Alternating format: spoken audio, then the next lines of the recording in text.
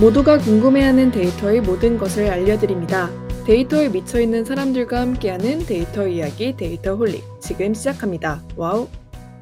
와, 네, 멤버분들 소개하고 들어가도록 하겠습니다. 박 박사님, 네, 자동화 생각에 뇌가 기기로 바뀐 박 박사입니다. 반갑습니다. 반갑습니다. 반갑습니다. 네, 김 팀장님, 네, 데이터 분석으로 밥 먹고 사는 김 팀장입니다. 반갑습니다. 반갑습니다. 네, 그리고 저는 데이터 시각화, 더 나아가 데이터 스토리텔링 업무를 하고 있는 이기은입니다. 반갑습니다. 반갑습니다. 데이터 홀릭은 여러분의 후원으로 만들고 있습니다. 카카오뱅크 계좌로 정기 후원해주시는 귀동량님, num나님, 운누나27님, 최승범님, 초록도롱뇽님, 에코자님, 류지연님, 유튜브로 정기 후원해주시는 JS전 1891님 모두 감사합니다. 데이터 홀릭을 후원하고 싶으신가요? 팟빵과 유튜브 공지사항 채널 정보에 후원 계좌가 있습니다. 여러분들께서 보내주신 후원금은 녹음, 편집, 컨텐츠 제작에 소중하게 사용하겠습니다. 데이터 홀릭은 데이터 관련 분야의 다양한 소식을 전하는 팟캐스트입니다. 저희 방송에 광고를 넣거나 데이터 관련 교육을 의뢰하시려면 data홀릭4@gmail.com으로 문의해주세요. 방송을 들어주시는 모든 분들께 감사드립니다. 감사합니다. 감사합니다. 별일이 없으셨냐고, 네, 물어보는 게 좀 모한 그런 시기네요. 네, 네, 청취자분들, 저희는 여러분들보다 약간 과거 시점에 있어서요. 네, 아직 우리나라가 어떻게 될지를 모르는 그런 상황에 있습니다. 그래서 얼마 전에 네, 비상계엄이 있었고, 그 다음에 탄핵이 국회의원들 분들이 네, 본회의장에서 나가시는 바람에 네, 의결 정족수를 채우지 못해가지고 가결되지 못하는 그런 일이 있었고요. 네, 그리고 아마 이제 곧 다시 또 탄핵안이 발의가 되지 않을까? 네, 그런 날짜를 기다리고 있는 그런 중입니다. 그래서 아무 일도 없었냐라고 물어보면 당연히 아무 일이 있었고요. 네, 그런 정신없는 한 주였고 되게 비현실적인 느낌이에요. 데이터 홀릭 시작하면서 비상계엄이라는 단어를 입에 올리게 된다는 것이 네, 그런 시점에 와 있습니다. 네, 뭐 두 분은 뭐 별일 없으십니까?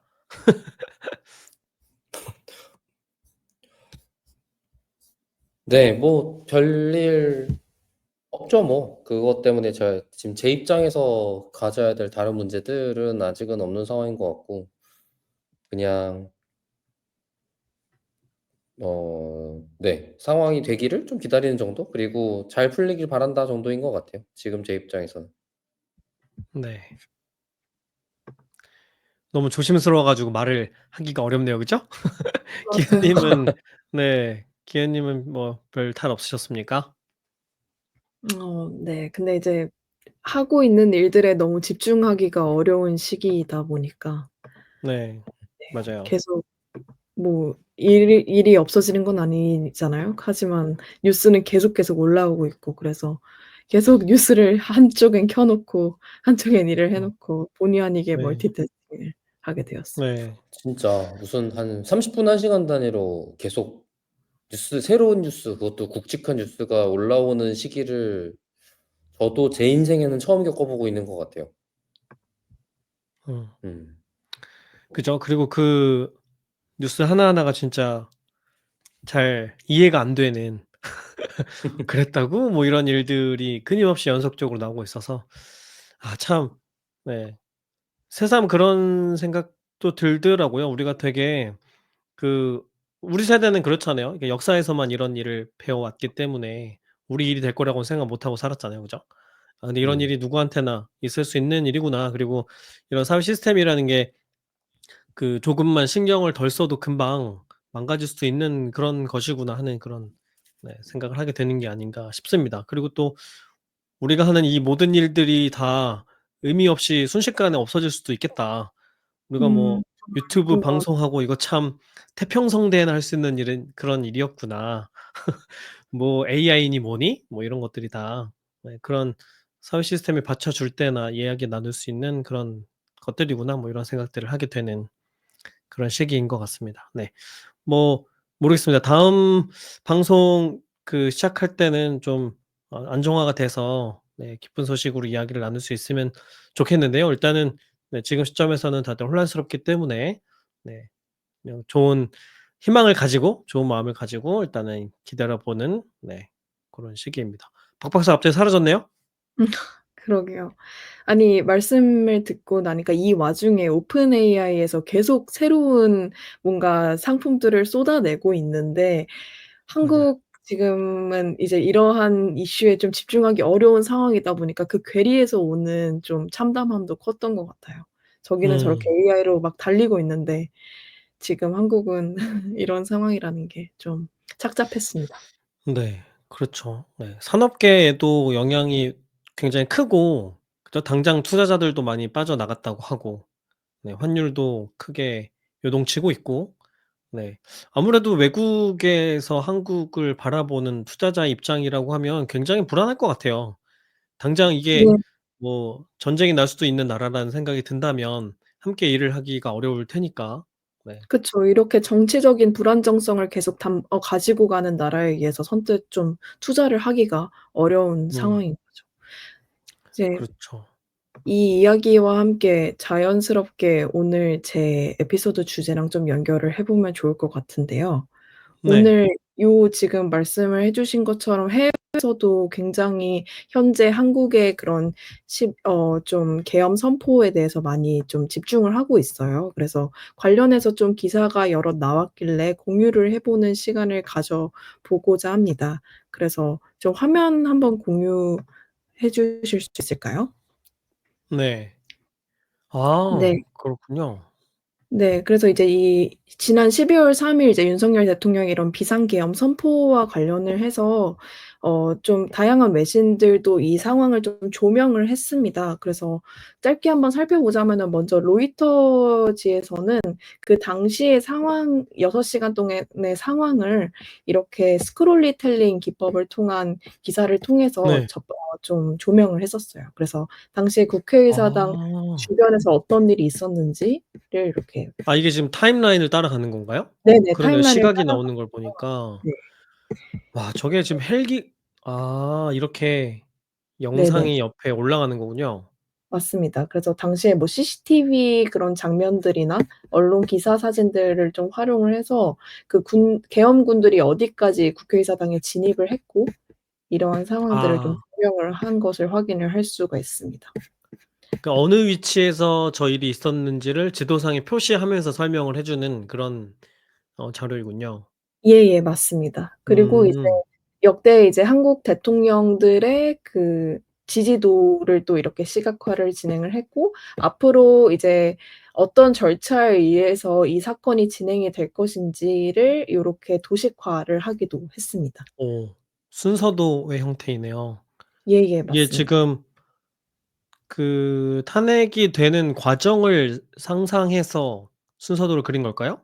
네 맞아요. 그래서 어. 이때 이제 그 의회에서 탄핵 소추안 네네. 표결이 진행이 되고 나서 이게 만약 탄핵 그 소추안이 통과가 되면은 어떻게 진행이 될 것인지, 아. 통과되지 못할 경우에는 또 어떻게 진행될 것인지를 시각화를 네. 했습니다.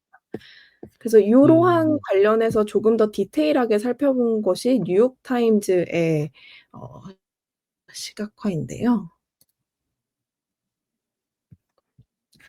이거 같은 다들 경우는 현재 네. 계속해서 업데이트가 되고 있는 도식화입니다. 그래서 지금 네. 보시면은 옆에 블러 처리되어 있는 게 지금 활성화가 되지 않은 그런 선택지라고 보시면 돼요. 그러니까 지금 윤석열 대통령이 아. 그러니까 하야를 하지 않았기 때문에 탄핵소추안이 이제 제시가 되었고 그것이 표결이 진행이 되었는데 보트가 지금 실패한 상황이죠. 네. 그래서 여기가 지금 하이라이트가 되어 있는 겁니다. 근데 만약 이게 음. 통과가 된다고 하면은 또 어떤 과정을 통해서 대통령이 물러나게 되고 그 헌법재판소에서 어떠한 과정을 거쳐서 최종 탄핵이 될지도 이렇게 시각화를 하고 있습니다. 그러니까 미리 선택지들을 나열을 해 놓고 실제로 네네네네. 일어나는 쪽에 하이라이트를 주고 나머지는 명암으로 처리를 하고 이런 식인 거군요. 네네네네. 맞습니다. 되게 알아보기 편하게 되어 있네요. 우리가 미래상을 예상하면서 이 스토리를 따라갈 수 있겠군요. 네, 맞아요. 음. 그래서 전체적인 요런 상황을 좀 조명할 수 있는 그런 기사였습니다. 근데 물론 외신뿐만이 아니라 한국의 많은 언론인들도 현장을 지키면서 이런 자유 언론을 뭔가 좀 수호하기 위해서 노력을 했는데요. 한국의 대표적인 기사를 또 하나 소개해 드리려고 합니다. 이러한 스토리텔링 기사는 앞서 말씀드렸던 것처럼 외신만이 다룬 것이 아니라 한국의 뉴스타파에서도 조명을 했는데요. 이 기사 같은 아. 경우에는 국회 내외부에서 벌어진 상황을 인터랙티브 타임라인으로 정리하여 보도한 형태입니다. 그래서 보시면은 당시 이제 계엄 선포했던 시점부터 어떻게 각각 선관위 내지 국회에 진입을 하게 되었는지를 이렇게 타임라인으로 설명을 하고 있습니다. 보시면은 처음에 보여주셨던 거하고 비슷한 네, 맞아요. 개념이네요. 로이터즈랑 되게 음. 비슷한 접근 방식을 취하고 있죠. 로이터는 그런 일러스트로 표현을 했다면은 여기는 실제 좀 국회의사당을 그 탑뷰에서 조명한 사진과 함께 스크롤을 내리면서 각각의 내외부에서 어떤 상황이 펼쳐지고 있는지를 긴박한 영상들과 함께 어 취재를 하였습니다.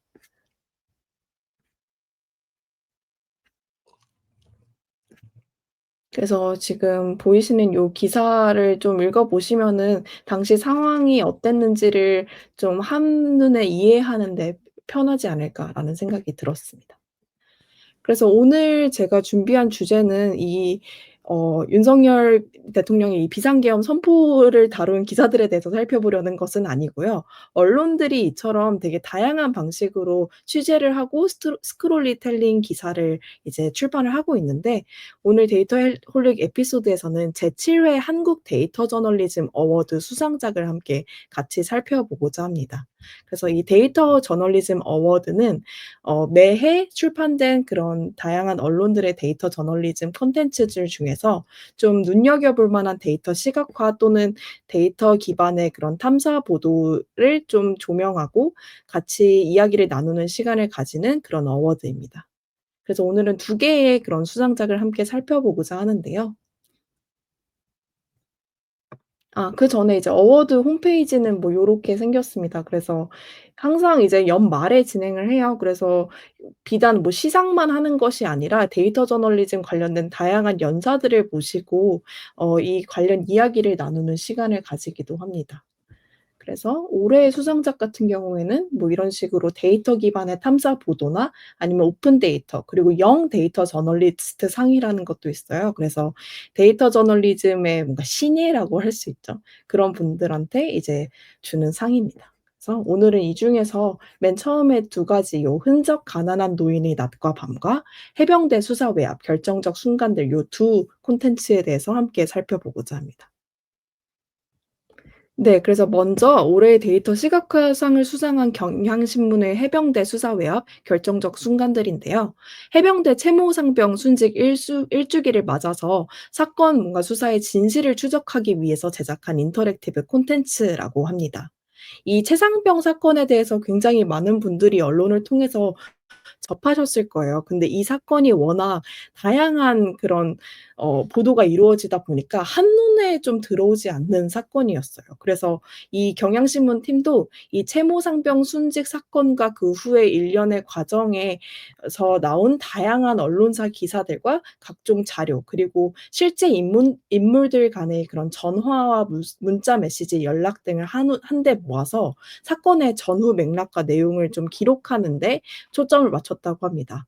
그래서 그들의 표현을 빌리자면은 요 콘텐츠 같은 경우에는 데이터 기반의 근거를 제공하는 아카이빙 콘텐츠라고 명명을 했는데요. 함께 요 기사를 함께 살펴보시겠습니다. 그래서 처음에는 이제 채모 상병이 어떻게 이제 순직을 하게 됐는지를 이제 파헤치기 위해서 2023년 7월 19일 오전 9시 5분 분부터 이 기사는 시작을 합니다. 그래서 "시간 순으로 사건을 살펴보자."라는 이제 이야기를 토대로 타임라인을 이제 조명을 하게 되는데요. 이 사건의 얽힌 인물들이 워낙 많다 보니까 이렇게 옆에 한쪽에는 이 관련 인물들을 시각화를 하고 있고 오른쪽에는 타임라인을 쭉 나열을 하면서 이 내용들을 좀 총체적이고 다각적으로 이해할 수 있게끔 좀 구성을 했다고 합니다. 그래서 이 보시면은 사건 속의 핵심적인 사건이나 변곡점 같은 경우를 12 개의 챕터로 이렇게 구성을 했다고 합니다. 그리고 보시면은 옆에 지금 중요 뭐 이런 식으로 좀 그 해시태그가 붙어 있죠. 그래서 이렇게 태그를 좀 달아서 해당 속성을 가진 이슈들은 또 다시 한번 더 자세히 볼 수 있게끔 제작을 했습니다. 그래서 보면은 이렇게 챕터가 쭉쭉쭉 나열이 되고 있고 제가 지금 이렇게 스크롤을 내릴 때마다 어떤 이 부분에 해당되는 인물들이 하이라이트가 되는 것을 확인을 하실 수가 있습니다. 그래서 우와. 이런 식으로 이제 기사는 앞부분에서는 전개가 되고요. 여기는 이제 한번 넘어가고 뒷부분으로 이제 넘어가서 이 타임라인에서의 사건의 분기점을 하나하나 찝어 주면서 이제 내용을 조금 더 구체화해 나갑니다. 그래서 이 부분을 보시면은 연락 횟수랑 이런 시간 등을 좀 측정을 해서 7월 29일부터 8월 9일 사이의 통화 기록을 집중 조명했는데요. 요 그래프를 보시면은 인물 및 기관별로 연락 횟수와 통화 시간을 조금 더 면밀하게 살펴보실 수가 있습니다. 그래서 지금 여기 색상은 인물별로 되어 있는데 기관별이라고 이제 또 클릭을 하면은 기관별로 확인을 하실 수가 있고요. 정렬 기준도 연락 횟수나 통화 시간 등으로 확인을 할 수가 있습니다.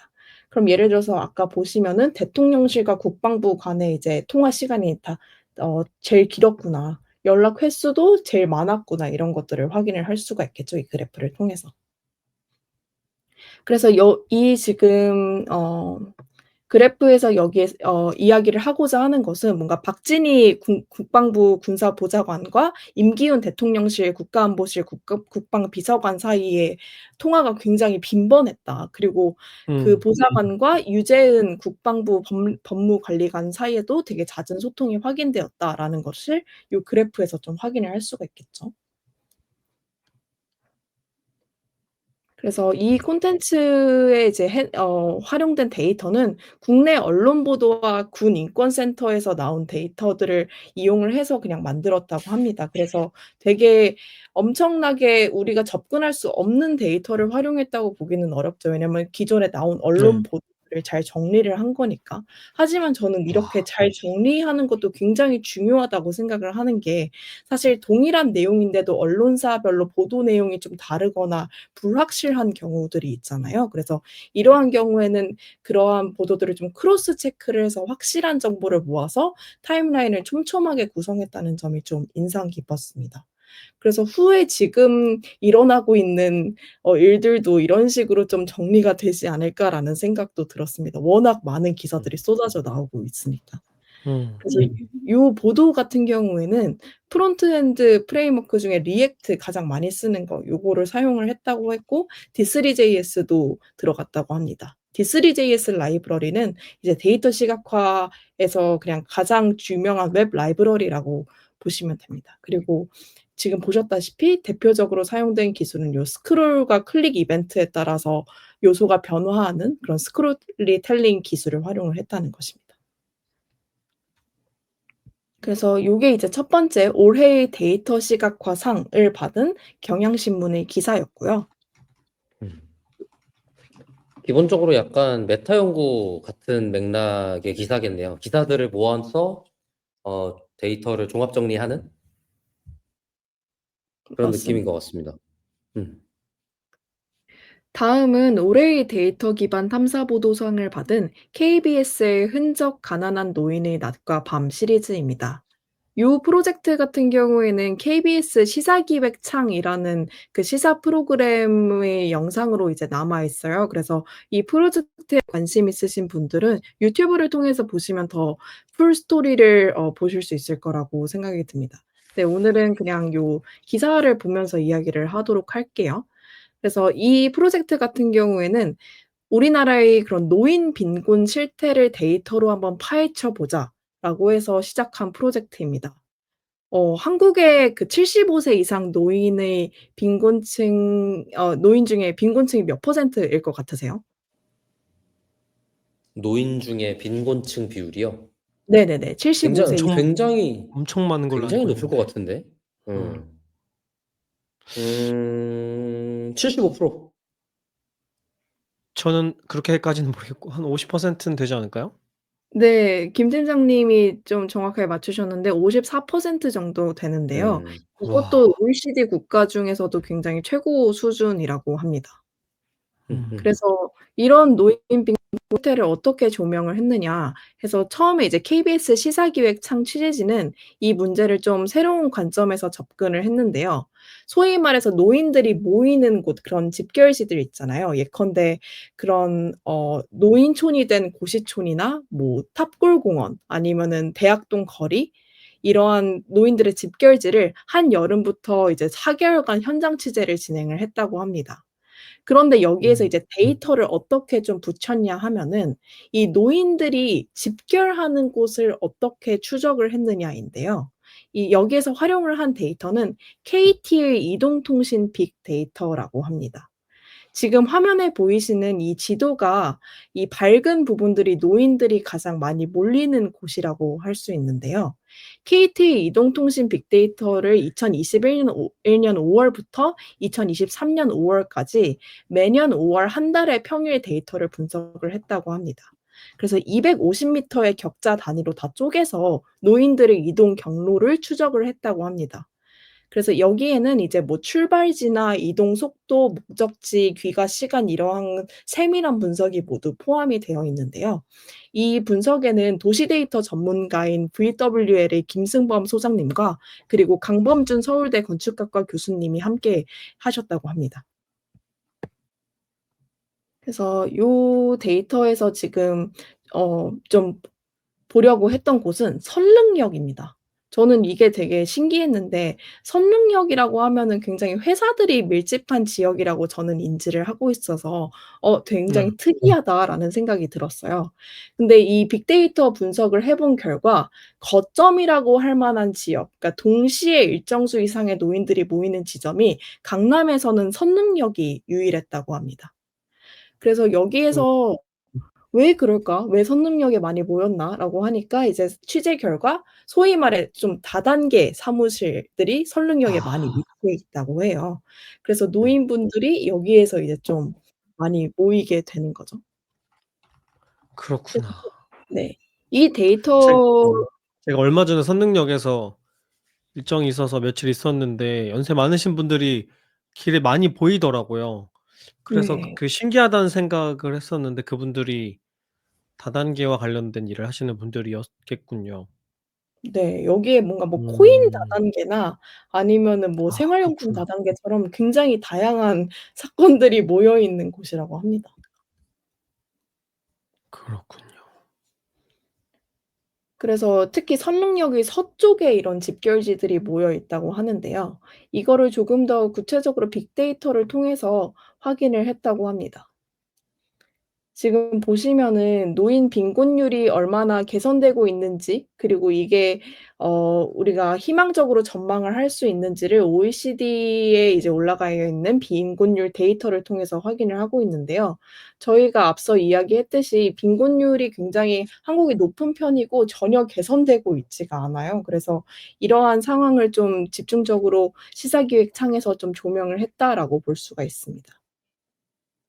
그래서 지금 보시면은 되게 다양한 시각화 기법을 활용을 했어요. 이 데이터 시각화에서 좀 지도 시각화를 열심히 하려면은 덱GL이나 터프JS 등을 좀 공부를 해 보시면 좋은데요. 이 김승범 소장님 같은 경우에는 덱GL을 굉장히 잘 다루시는 분으로 유명해요. 그래서 혹시 관심이 있으시면은 이 VWL 블로그에 들어가 보면 덱GL을 활용한 다양한 그런 코드라고 해야 될까요? 그러니까 내지 좀 어떻게 활용을 했는지에 대한 콘텐츠가 많이 쌓여 있으니까 확인을 해 보시면 좋습니다. 그래서 이거는 우버에서 개발한 대규모 지리 정보 데이터 시각화 라이브러리인데 사실 그 지도 시각화에서 가장 좀 핵심이 되는 게 데이터 포인트가 워낙 많이 뿌려지면은 이거를 렌더링이 부드럽게 되는 게 상당히 힘든 일이에요. 근데 넥지엘을 활용을 하면은 좀 부드럽게 렌더링을 할 수가 있고 그런 동적인 표현을 하는 데도 효과적입니다. 그래서 아마도 이 프로젝트 같은 경우에는 노인들의 그런 이동 경로나 패턴을 좀 표현하는 데 효과적이지 않았을까라는 생각이 듭니다. 그렇고 이제 뭐 터프JS 같은 경우에는 자바스크립트 라이브러리 중에 좀 지리 공간을 분석하고 연산하는 것을 웹 브라우저에서 수행할 수 있게 해 주는 그런 라이브러리이고요. 그래서 네. 그리고 여기에서 조금 더 좀 재밌었던 부분은 노인들 중에서도 가난한 노인과 일반 노인을 구분을 해서 분석을 할 수 있었다는 거예요. 그래서 '어떻게 경제 수준을 이동 데이터 가지고 분석을 할 수 있었을까?' 했는데 KT의 요금 할인 정보를 활용을 해서 분석을 했다고 합니다. 그래서 KT는 정부 생계급여 수급자나 장애인 등에게 이제 통신 요금을 할인을 해 주고 있는데 아. 취재진은 이 할인을 받는 60대 이상을 가난한 노인으로 분류를 했다고 해요. 그래서 별도의 뭔가 가명 결합 없이도 거의 전수에 가까운 데이터로 빈곤 노인의 생활 패턴을 파악을 할 수 있었다고 합니다. 그래서 원래는 이제 단순 이동 데이터를 많이 활용을 하는데 이 요금 할인 정보를 기준으로 좀 가난한 노인과 일반 노인을 분리한 분석을 했다는 게 좀 '정말 대단하다.'라는 생각이 들었습니다. 그 그리고 경제 이제 수준에 따라서 주로 가는 그 장소가 다른 거예요? 여기에서는 지금 네. 그거를 나누어서 좀 분석을 진행을 했어요. 그래서 아까 말씀드렸던 것처럼 선릉역이나 그런 지역들이 조금 더 가난한 노인의 동선들이 좀 모여 있는 어. 곳이라고 할 수가 있어요. 그래서 이 기사에서 보았던 게 일반적인 노인들은 그렇게 거점이라고 할 만한 지역이 네. 없었다고 해요. 근데 반면 가난한 노인들은 그런 집결지가 명확하게 데이터를 통해서 포착이 되었다고 합니다. 어. 그래서 그들이 이제 시간을 보내기 위해서 어디에 가는가를 쪼끔 더 이렇게 네트워크를 통해서 또 분석을 했는데요. 이러한 그 네트워크를 살펴보다가 나온 공간이 바로 선릉역이라는 공간이라고 합니다. 이렇게 특정할 수 있을 정도로 다른 지역에 비해서 굉장히 집결도가 높은가 보네요. 네. 이제 음. 강남에서는 유일하게 또 집결이 되는 곳이지만 뭐 강북에는 다른 집결지들이 또 많았겠죠. 뭐 우리가 흔히 아는 아. 탑골공원 뭐 그런 지역들. 분산될 수 있는데 예예예. 강남에서는 한 곳으로 몰리는 것일 수 있겠군요. 음. 그래서 이게 워낙 '데이터 크기도 장난 아니었겠다.'라는 생각이 들었는데 보니까 이제 스파크랑 하이브를 활용을 해서 데이터는 이제 관리를 하고 분석을 진행을 했다고 합니다. 그래서 하이브 같은 경우에는 그런 하둡 기반의 데이터 웨어하우싱 시스템으로 저는 알고 있는데 그렇기 때문에 통신 데이터가 거의 수억 건에 달하지 않았을까요? 그러니까 굉장히 그렇겠네요. 효율적으로 사 사용하는 아까 네. 4 개월 동안에 서울에서 KT 쓰는 모든 노인이 분석 대상이 그죠. 될 테니까 그죠? 맞아요. 그거를 또 예 시간대별로 다 쌓여 있을 테고 어마무시한 양이었겠네요. 네. 심지어 이제 이 KT 가입자가 전체 인구의 약 3분의 1 정도라고 해요. 그래서 음. '양이 좀 많지 않았을까?' 하는 생각도 들었습니다. 그래서 이게 사실은 좀 되게 이러한 문제적인 현상을 이 데이터를 활용을 함으로써 실시간으로 좀 파악을 할 수 있었다는 점이 재밌었던 것 같아요. 왜냐면 공식 데이터로 계속 좀 이렇게 나오는 거는 그래도 한 1 년, 2년 정도의 시차가 계속 있잖아요. 근데 이런 KT 데이터 같은 경우에는 시차가 거의 없으니까 '현재 우리 상황에서 우리가 볼 수 있는 그런 문제를 좀 빨리 파악을 할 수 있지 않았을까?'라는 생각이 들었습니다. 또한 이제 당연히 이 데이터를 그대로 활용을 하는 것이 어렵겠죠. 되게 저는 정제하는 데도 공을 많이 들였을 거라고 생각이 들어요. 그래서 예전에 이러한 그 이동통신 데이터를 활용해서 분석하신 분이랑 이야기를 했던 적이 있었는데 그런 노이즈가 굉장히 많다 보니까 이게 데이터 분석을 하는데 쪼끔 어려움이 많다. 정처리하는데 진짜 한 세월이 걸린다라고 하더라고요. 그래서 이 프로젝트 같은 경우에도 뭔가 야간 상주지랑 주간 상주지를 먼저 추정을 한 다음에 좀 보정 조건들을 많이 고려를 해서 전수화 과정을 진행을 했다고 거쳤다고 합니다. 음. 그래서 보시면은 제가 아까 말씀드렸던 그런 야간 상주지라고 하면은 휴대전화를 우리가 가지고 있으니까 밤에 5 시간 이상 멈춘 그런 시점이 생길 거 아니에요. 그래서 네. 그렇게 멈춰 있을 때 '아 이 밤의 데이터가 곧 주거지를 알려준다.'라고 볼 수 있어요. 아. 음. 그래서 이러한 것이 이 분석에 다 굉장히 잘 녹아 들어갔다고 합니다. 요 데이터를 보시면은 밀도가 높은 곳들이 좀 붉은색으로 표현된 지역이라고 해요. 그래서 쪼끔 더 크게 한번 볼까요? 보시면 뭐 요렇게 지금 빨갛게 되어 있는 요런 지역들 보시면 중구에 요 밀집해 있는 것을 볼 수가 있죠. 여긴 또 뭐 중랑구 네. 요런 지역들이고요. 그래서 보시면 강남구는 정말 적어요. 근데 요렇게 보시면 그러네요. 빨간 부분이 1-2 군데 보이는 것을 확인할 수가 있는데 이런 음. 것들을 이 프로젝트에서 좀 집중 조명을 했다라고 볼 수가 있습니다. 그럼 그래서 아마도 저렇게 먼 곳에 사시는 분들이 낮 시간 동안에는 선릉으로 모였다가 다시 퍼지는 식으로 움직임이 있었겠네요. 네네네. 그렇습니다. 음. 그리고 여기에서 쪼끔 재밌었던 거는 시각화해서 임대 아파트 같은 경우를 좀 잘 안 보이게 일부러 처리를 했대요. 왜냐하면은 이게 네. 이분들은 정부의 복지 체계 안에 있는 노인분들이라고 해석을 아. 했기 때문에 정부의 그런 복지 체계 바깥에 있는 노인들을 좀 더 살펴보기 위해서 시각화를 이런 식으로 진행을 했다고 합니다. 그렇군요. 굉장히 신경을 세밀한 곳까지 많이 썼네요. 맞아요. 음. 그래서 이러한 그 시각화가 굉장히 다라는 생각이 많이 들었고 사실 저희 같은 경우 그러니까 일반인들 같은 경우에는 이런 그 이동통신 데이터를 해상도 높은 데이터를 확인을 하기에는 사실상 어렵잖아요. 그럼에도 불구하고 KT에서 그런 생활 이동 데이터를 서울시에서 좀 적극적으로 개발을 하고 있고 또 공개를 하려는 그런 움직임이 있다고 합니다. 그래서 고거를 좀 어. 활용을 하면은 더 '재미있는 분석들이 많이 나오지 않을까.'라는 생각이 듭니다. 그래서 실제로 올해 5 월부터 그 수도권 생활 이동 데이터를 개발한다는 그런 기사들이 많이 나오고 있더라고요.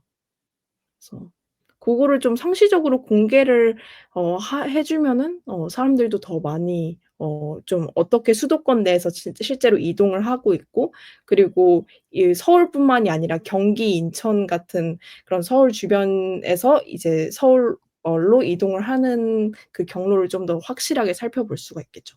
왜냐하면 가장 이제 많이 이야기를 하는 게 출퇴근에 드는 그런 비용들을 많이 이야기를 하잖아요. 근데 단순히 그게 경제적인 비용이 아니라 드는 시간을 비용으로 환산을 해 가지고 이야기를 많이 하기 때문에 그게 요런 'KT의 이동통신 데이터랑 합쳐지면은 분석의 해상도가 높아지지 않을까.'라는 생각이 들었습니다.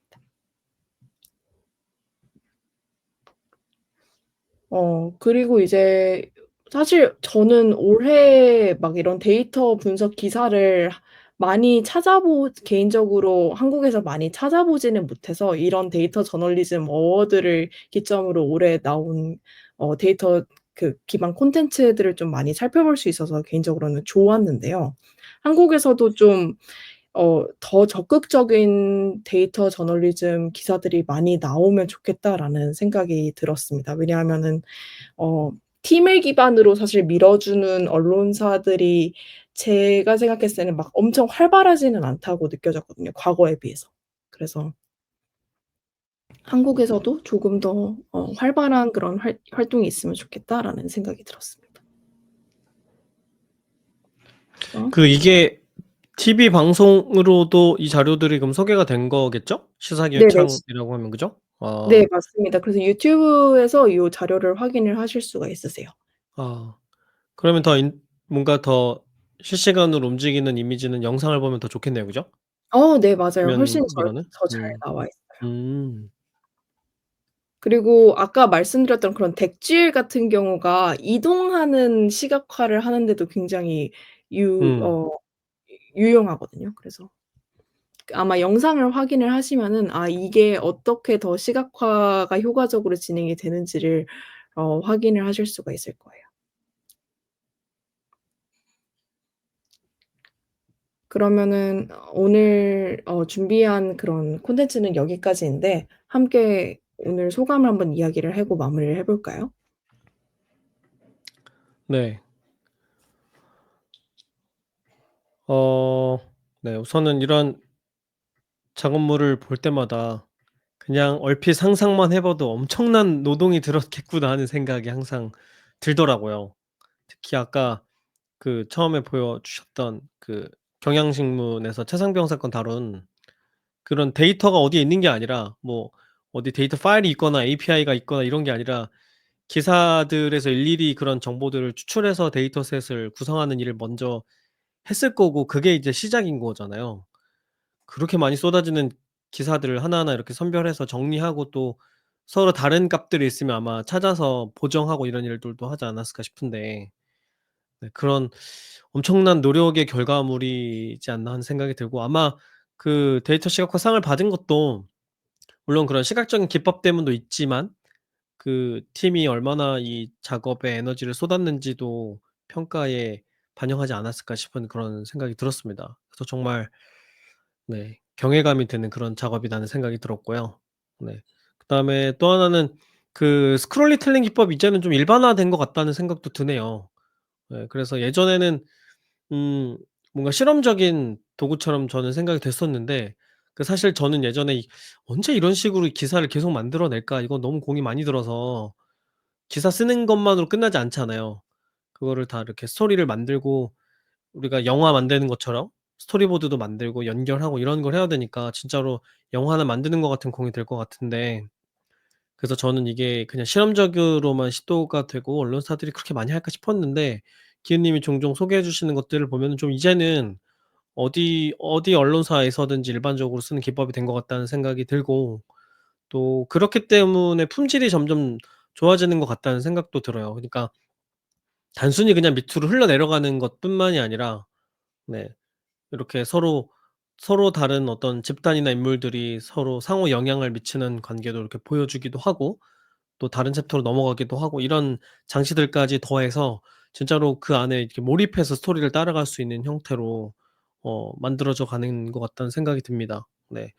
그래서 네 좀 기쁜 마음이 드네요. 이게 이렇게 그 매번 이렇게 네 재밌는 콘텐츠들이 나오고 있다는 것도 재미가 있고 예 그리고 아까 기아 님도 잠깐 설명해 주셨지만 이런 복잡한 사건의 경우에는 글만 봐서는 도대체 무슨 일이 어떻게 일어나는지 알기가 어렵잖아요. 음.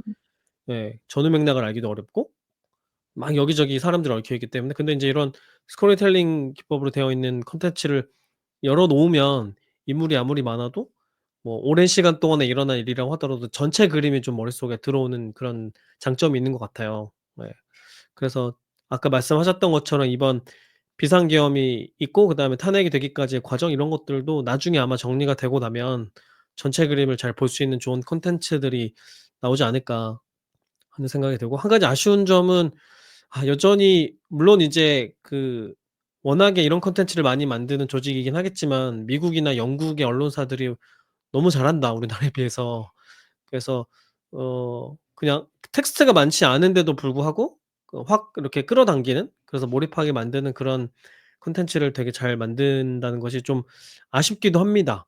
한편으로는 우리나라가 발전하고 있지만 네 뭔가 격차가 느껴지는 것 같아서 네 그래서 이런 것들이 지금도 많이 사용이 되고 있는 것 같긴 하지만 더 많이 쓰였으면 좋겠고 네 언론사들이 어떤 사건이 일어났을 때 이런 그 사람들에게 이런 스토리를 잘 빠른 시간 안에 전달할 수 있게끔 우리나라에서 일어난 일이잖아요. '우리나라에서 좀 더 빨리 만들어서 주면은 더 좋지 않을까? 그러면 반갑겠다.' 음. 하는 그런 네 그런 기대도 되네요.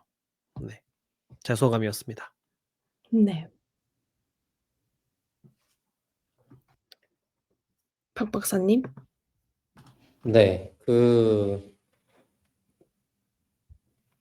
아마 언론사가 개발자를 구할 수 있는 시기라면 지금일 것 같아요.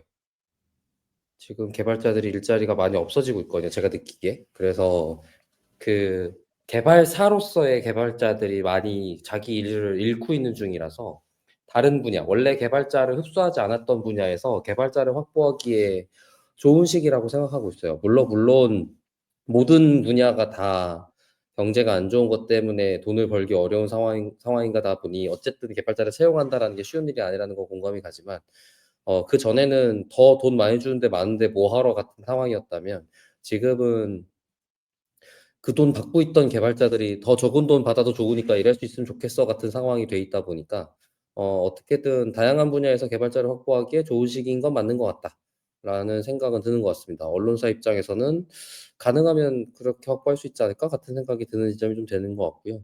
지금 얘기해 주신 부분들이 다 아까 김 팀장님 얘기해 주신 것처럼 스토리텔링에 대한 해당되는 기법들이었던 것 같은데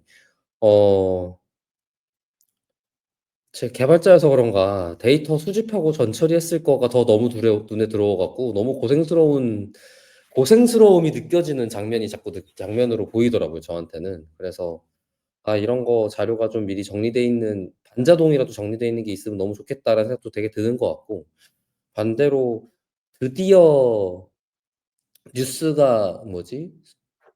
데이터 소스로서 활용할 수 있는 활용 사례들이 나오고 있는 거구나라는 생각도 좀 들었던 것 같아요. 그러니까 뉴스가 자동화된 기사를 만들 때 데이터 소스가 필요한데 데이터 소스가 없는 것 때문에 자동화된 기사를 못 냈던 부분이 굉장히 많이 있었던 것 같거든요.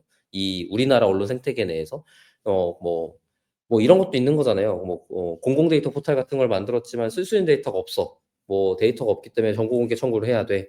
뭐 이런 결국엔 사람이 해야 되는 일들이 굉장히 많았던 것 같은데 지금 이것도 물론 당연히 여전히 사람이 많은 일을 해야 합니다만 그럼에도 불구하고 확실히 언론에서 쓸 수 있는 데이터 소스가 많이 늘어나고 있는 건 맞는 것 같다.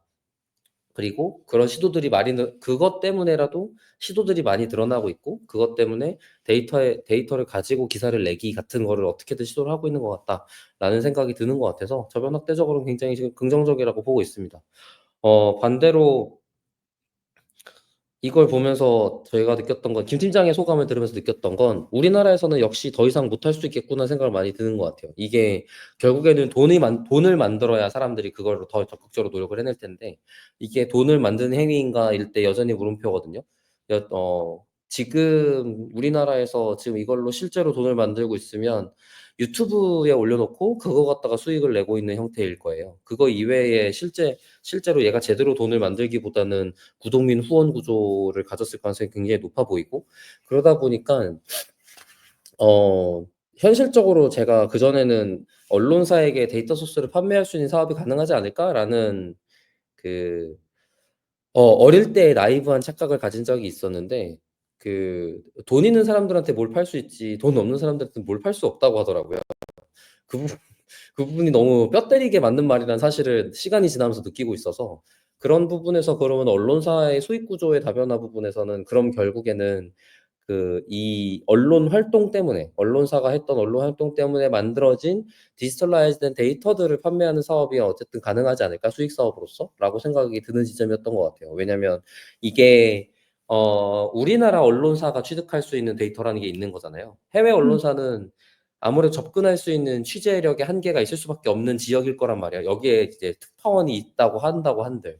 근데 이 데이터 시각화 그다음에 정보를 전달하기에 기술과 사람들의 익숙함 정도 그다음에 전달되었을 때 사업을 할 수 있는 정도가 해외 언론사에서 조금 더 자연스럽기 때문에 오히려 우리나라 언론사에서는 그쪽에다가 그런 인터랙티브 기사 등등을 낼 수 있는 데이터 소스 판매 같은 사업이 가능하지 않을까 같은 생각이 드는 지점이었던 것 같습니다. 특히 우리나라 내부의 소식에 대한 관심이 이제 전 세계적으로 이렇게 많은 시점에서는 더욱더 특히나 아까 보셨던 인터랙티브 기사 중에 이번 소위 계엄령 이후에 있었던 한 2-3일간의 여러 기사들은 정리된 채로의 데이터로만 공유되어도 그걸로 판매만 할 수 있어도 다른 형태의 다양한 인터랙티브 기사 만들기라는 걸 시도하고자 하는 언론사들에게는 특파원 파견하는 비용에 대해서야 그다음에 그 특파원이 그걸 파견해서 만들어내고자 하는 노력을 들이는 비용에 대해서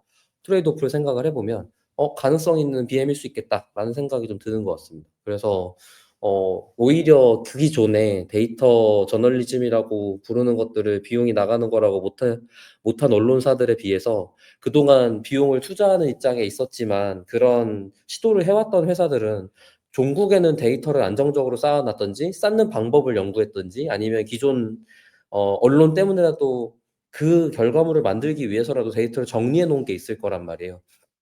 그런 것들에 대한 판매 루트가 열리면 좀 가능성이 있겠는데 같은 생각이 드는 자료들이었던 것 같아요. 저는 그런 제가 느꼈던 물론 어워드라는 지점에 있어서 굉장히 그리고 우리나라 환경에 있어서 굉장히 박수 쳐주고 대단한 일이라는 건 분명한데 그 박수가 좀 '현실적으로는 좀 초라하지 않나?'라는 생각이 들어 갖고 그게 너무 가슴 아픈 상황이거든요.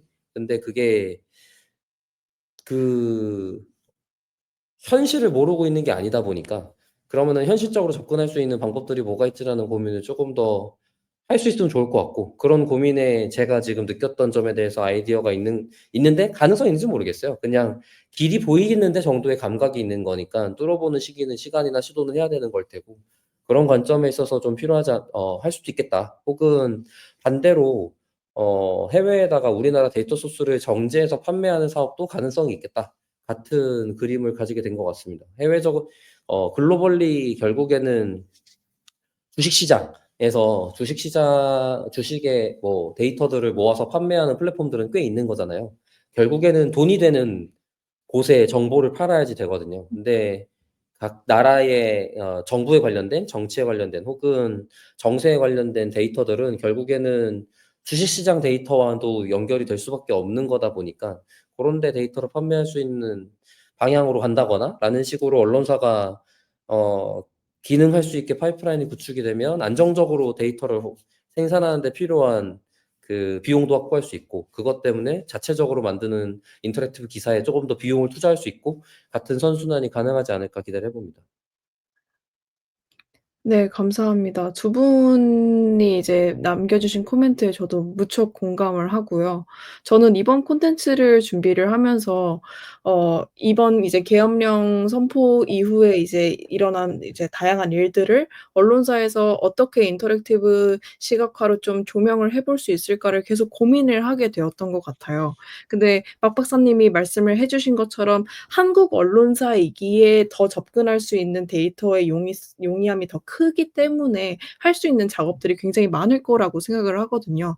아까 그런 경향신문이 보여주었던 예시처럼 이 사건에 얽힌 수많은 인물 간의 그런 관계를 좀 보여주는 그런 기사를 진행을 좀 열어 둬도 좋을 거라고 생각이 들고 사실 가장 했으면 좋겠는 거는 이게 하나의 기사로 땡 하고 끝나는 게 아니라 계속 업데이트가 되는 하나의 기사가 좀 있으면 좋지 않을까라는 생각이 들었어요. 계속 이 기사 하나에서 좀 진행되는 상황이 계속 축적되는 그런 형태로 좀 제작이 되면 어떨까라는 생각이 들었고 사실 지금 다양한 인물들이 여러 의견들을 쏟아내고 있는데 그 스탠스도 계속 쪼끔씩 바뀌고 있잖아요. 그래서 그 의원들 내지 뭐 국정 관련된 그런 위원들이 하는 말들을 다 좀 아카이빙을 해도 참 되게 유용한 되게 의미 있는 데이터이지 않을까라는 생각도 들었습니다. 그리고 이제 더 나아가서 이게 굉장히 복잡한 그런 법리적인 해석이 앞으로 좀 진행이 될 거로 보이는데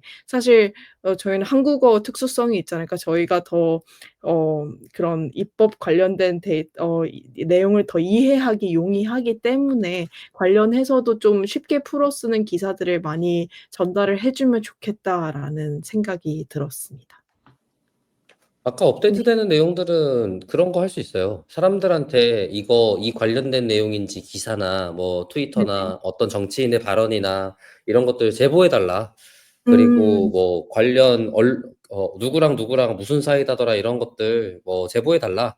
이렇게 하고 운영하는 언론사 입장에서 제보된 정보들이 넣어야겠다, 넣으면 안 되겠다, 혹은 이렇게 가공해서 넣어야겠다를 판단하고 업데이트를 계속하는 형태로만 가도 아마 데이터를 수직 가공을 처음에야 정제적으로 해야겠지만 요 틀 안에서 할 수 있겠구나라는 게 잡히고 나면 제보받거나 하는 식으로 진행할 수 있거든요. 그리고 일부 몇 가지 것들은 자동화할 여지들이 충분히 보여서 그쪽은 계속 업데이트하게 설계될 만한 포인트들이 있을 것 같습니다.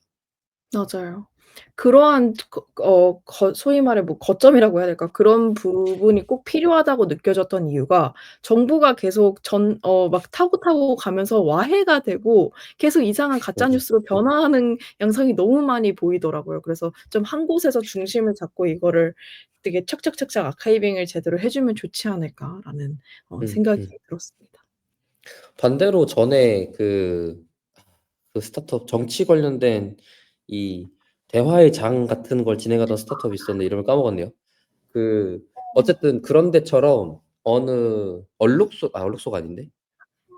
근데 아무튼 되게 폴리 비슷한 뭐 일이 들어가는데 네네. 그 암 캐릭터 있고 맞아요. 근데 그런 것처럼 지금 이곳이 정파를 떠난 공론장이 되려면 결국에는 저 언체로티브 기사에 각각 의견을 달 수 있는 장으로서 확장이 돼야 된다고 보기는 하거든요. 물론 그 트래픽을 감당할 수 있는 서비스가 될 거냐, 이건 좀 다른 문제긴 한데, 그럼에도 불구하고 그런 식으로 좀 확대할 수 있으면 오히려, 그러니까 공론장이 이 주제에 대해서는 여기가 메인이야라는 지위를 만드는 게 중요하거든요. 지금 뭐 아시겠지만 각자의 단체방, 단톡방, 디스코드, 뭐 카톡방, 트위터, 뭐 인스타그램에서는 뭐 어떨는지 모르겠네요. 제가 없어서 전혀 모르겠어요.